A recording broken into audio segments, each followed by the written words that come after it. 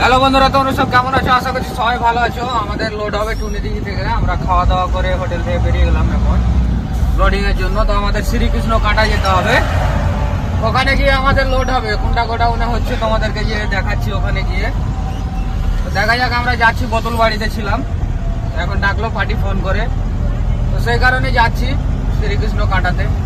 চলো তোমাদেরকে দেখাচ্ছি।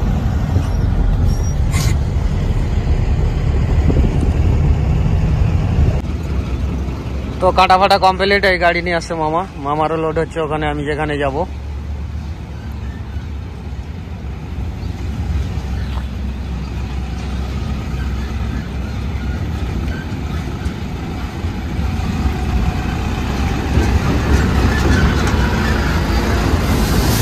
আমাদের পার্টি, আমরা যাচ্ছি এখন ফ্যাক্টরিতে। আর এই তো মামা গাড়ি চালাচ্ছে।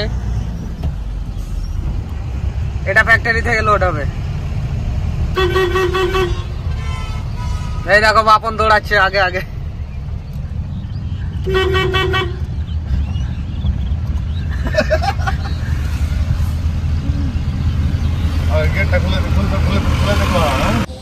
তো আমাদের গাড়ি লোডিং এ লাগিয়ে দিয়েছি। তিরপাল গুলো ভিজেছিল, সেই কারণে শুকিয়ে চাল লোড হবে, সেই কারণে। গুয়াহাটির চাল আছে। তো এই দেখো লোডিং এ লাগিয়ে দিয়েছি গাড়ি।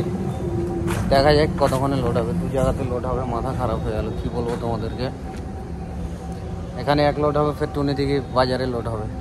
তো আমাদের তিরপাল শুকিয়ে গেছে, দেখতেই পাচ্ছ। তো সেই কারণে মানে তিরপালটা অনেক খারাপ হয়েছিল, মানে অনেক দিন থেকে ঝাঁটটা দেওয়া ছিল না, আর ভিজে ছিল অনেকটা। তো সেই কারণে আরও বিশেষ করে ঝাঁটা মেরে দিলাম, মানে ধুলোগুলো পড়ে যাবে, ফ্যাক্টরিতে ফের ঝামেলা হবে। তো দেখতে পাচ্ছ নিচে থেকে লেবারে মাল নিয়ে আসছে 50 কিলোর বস্তা। বুঝে নাও কতটা, মানে মাল ওপরে নিয়ে এসে ফের ওপরে মারবে, তারপরে ওদের দিয়ে আছে। এবার কতটা কষ্ট হয় লেবারেই জানে কি হ্যাঁ আমাদের কতটা কষ্ট। ওই দেখো বাপনকে দাঁড়িয়ে আছে। চাল 6 লাটের মতো হয়ে গেল। এখন আর একটা ফ্যাক্টরিতে যেতে হবে আমাদেরকে। তো দেখা যাক কতক্ষণ লাগছে এখানে।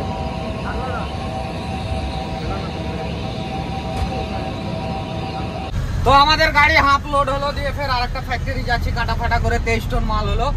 আর এক জায়গাতে ধরে নাও 19 টনের মতো মাল লোড হবে।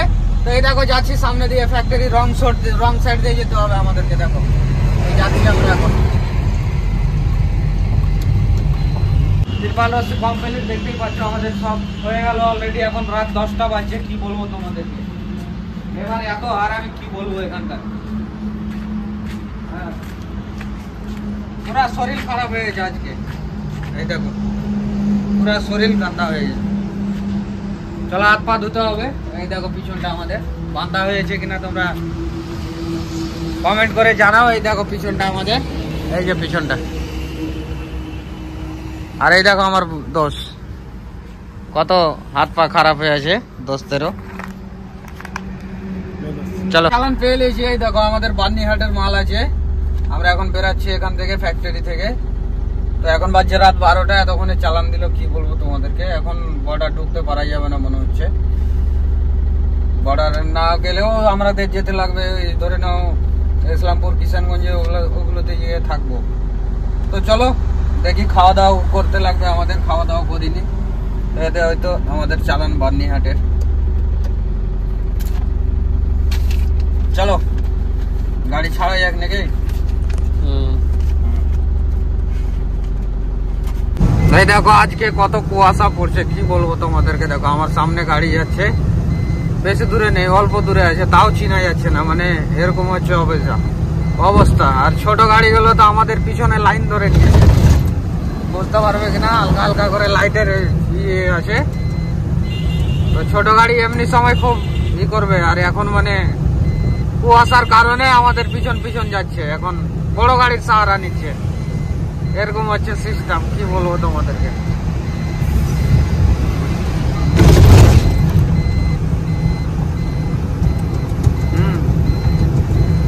গাড়ি ওভারটেক করলো, যা এখন।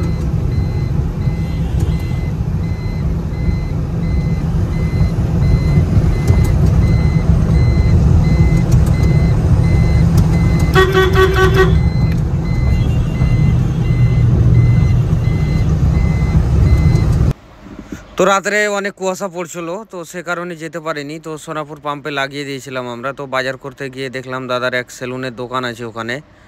তো যাই হোক, আমরা চুল কাটার জন্য আমরা 3জন মিলে গিয়েছিলাম ওখানে। আসলাম আমি, বাপন। তো দাদার চুল কাটার স্টাইল দেখলেই বুঝতে পারবে তোমরা, কত মানে ভালো করে কাটছে। দাদার ব্যবহারও ভালো, আমাদের অনেক পছন্দ হয়েছে। আসো চুল টুল কাটো এখানে, মানে সব ড্রাইভার ভাইকে বলছি এদিকে যারা চলবে সোনাপুর পাম্পের এখানে এসে চুল টুল কাটাকাটি করবে। আর যাই হোক, দাদারও চ্যানেল আছে ইউটিউবে, ইনস্টাগ্রামে, ফেসবুকে নেই বলছিলো। তো যাই হোক, আমি চ্যানেলের লিঙ্কটা দিয়ে দেবো, তো তোমরা গিয়ে ফলো টলো করবে, দাদাকে সাপোর্ট করবে। তো যাই হোক, দাদার দেখলেই বুঝতে পারবে তোমরা কি হ্যাঁ চুল টুল আবি ঝাবি কাটার কেমন ডিজাইনটা। হ্যাঁ, তো আমরা সবাই মিলে কেটেছিলাম ওখানে। তো দেখো, আমার চুলগুলো আয়রনের কারণে চুল উঠছিলো আমার মাথাতে। তো দাদা বললো আমি একটা জিনিস লাগিয়ে দিচ্ছি তোমার মাথাতে, তোমার চুল টুল ওঠা বন্ধ হয়ে যাবে। তো যাই হোক, আমরাও সে কারণে আমি করলাম, দেখি একবার ট্রাই করে। তো দাদা বলছে না, তুমি 100% গ্যারেন্টি পাবে, হবেই তোমার কাজ। তো ঠিক আছে তাহলে করে দাও, যা আছে। তো দাদা বেশি পয়সা নেয়নি, আমাদের 3জনের 600 টাকা হয়েছিল বিল দাদার কাছে। তো বন্ধুরা, আমরা বেরিয়ে গেলাম সোনাপুর পাম্প থেকে। এখন বাজছে সন্ধ্যা 7টা। এই দেখো মামা আগে যাচ্ছে, আমি পিছনে দেখাচ্ছি তোমাদেরকে। এই দেখো,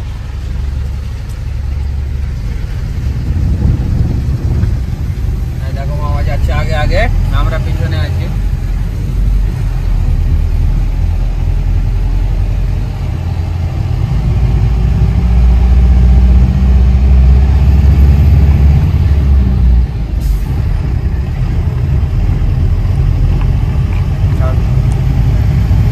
আমরা ফুলবাড়ি চলে এসেছি, এত জাম লেগে আছে কি বলবো তোমাদের, সিগন্যালের জাম।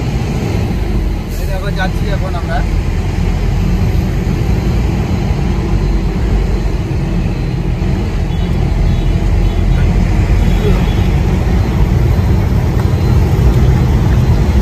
যা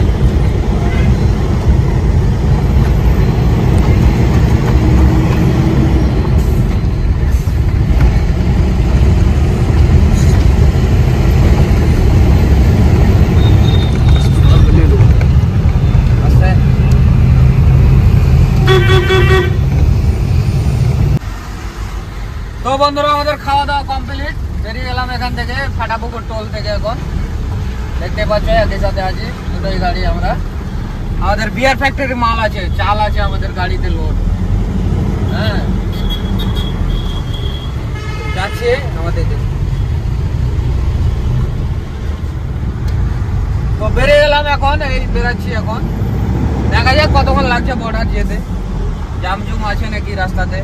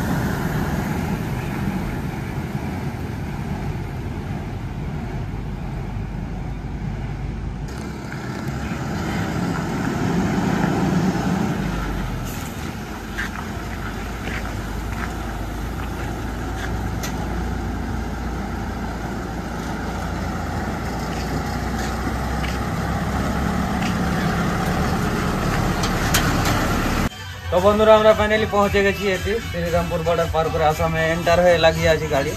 তো এখন আমরা চিকেন বানাচ্ছি, দেখতেই পাচ্ছ। তো আমাদের চিকেন হয়ে আসলো এখন, তো আমরা জিরে টিরে দিয়ে দেবো, তারপরে গোসল টোসল করে খাওয়া দাওয়া করে ফির এখান থেকে বেরোবো।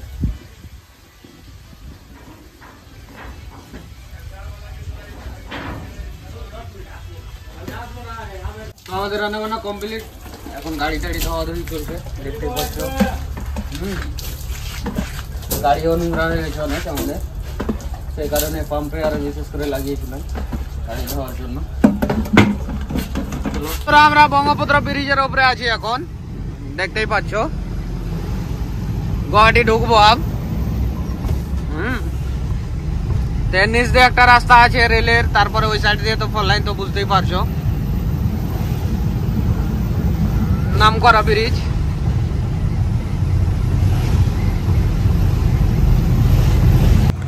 তো গুয়াহাটি খানাপাড়া পাহাড়ের উপরে আছি আমরা এখন, উঠছি মানে বর্তমানে উঠছি এখন পাহাড়ে।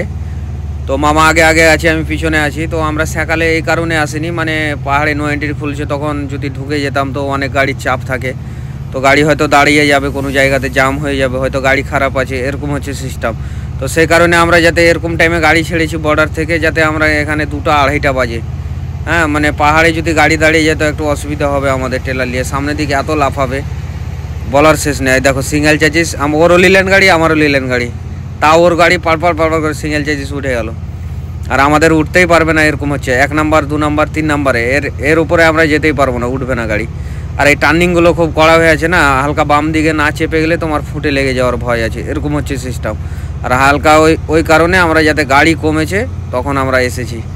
হ্যাঁ, আর সকালে যদি আসতাম তো হয়তো ওদিক থেকে চাপতো, এদিক থেকে ওই ফুটে লেগে গেলে কিছু ভাঙাভাঙি হবে, গাড়ির ক্ষতি হবে অনেক। তো সেই কারণে আমরাও লেট করে গাড়ি ছেড়েছি। যাই হোক, তো যাচ্ছি এখন। কতক্ষণ লাগছে যেতে, আমাদের বন্নিহাটের মাল আছে, বন্নিহাট থেকে আরও 5-7 কিলোমিটার ভিতরে যেতে হবে, মানে গ্রামের রাস্তা দিয়ে বের ফ্যাক্টরি। তো মামা আগে আগে যাচ্ছে, ও লোকেশন চালাচ্ছে, আমি পিছনে আছি। মানে আমরা ফ্যাক্টরি আসিনি কোনো দিন এখানে, ওই ফ্যাক্টরি। তো ফ্যাক্টরিতে যাচ্ছি, লোকেশন চালিয়ে যেতে হবে আমাদের।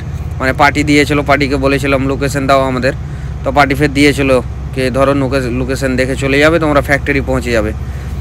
তো আমরা যাচ্ছি এখন। তো পাহাড় একটু উঁচু আছে, আর নিলেন আমাদের 4 সিলিন্ডার গাড়ি, তো একটু অসুবিধা হয় পাহাড়ে উঠতে। 6 সিলিন্ডার হলে তাও হয়তো একটু টান শক্তি বেশি হবে, অবশ্যই টান শক্তি বেশি হবে, ওর সিলিন্ডার বেশি, আর আমাদের নিলে 4 সিলিন্ডার। তো ওই কারণে একটু আমরা লেটে গাড়ি ছেড়েছি। এই দেখো বাস আসছে, এই বাস আর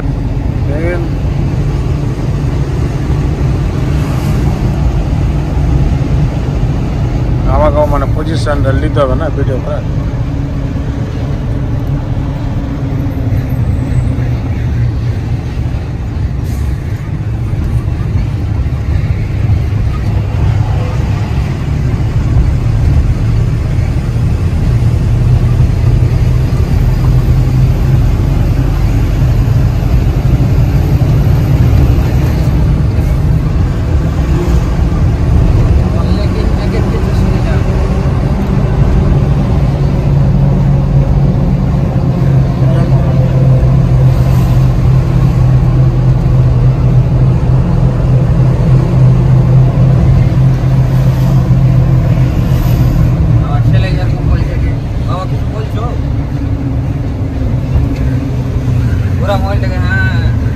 গাড়িটা যেটা আছে ক্যামেরা থেকে দেখ,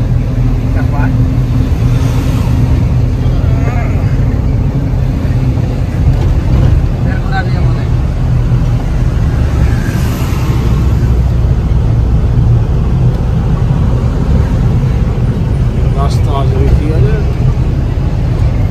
ক্যামেরা আছে। হ্যাঁ,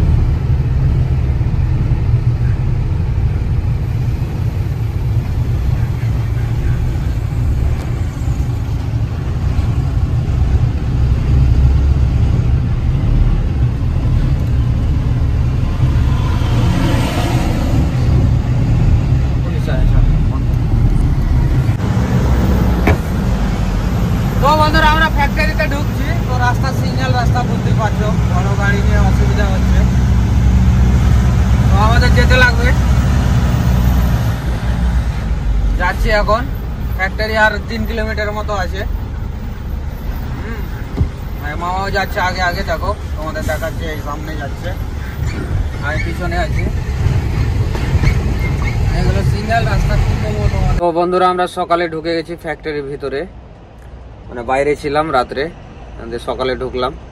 তো কাঁটা ফাটা করে এসে তিরপাল রশি খুলে স্যাম্পল টেম্পল দিয়ে এখন বসে আছি গাড়িতে। তো এই দেখো স্লিপ, এটা হচ্ছে কিসের জানো? পয়সা। মানে আমাদের দুটো গাড়ি থেকে 4800 টাকা রাস্তার খরচা, খালি মানে 2 কিলোমিটার রাস্তা তুমি আসবে ফ্যাক্টরির ভিতরে।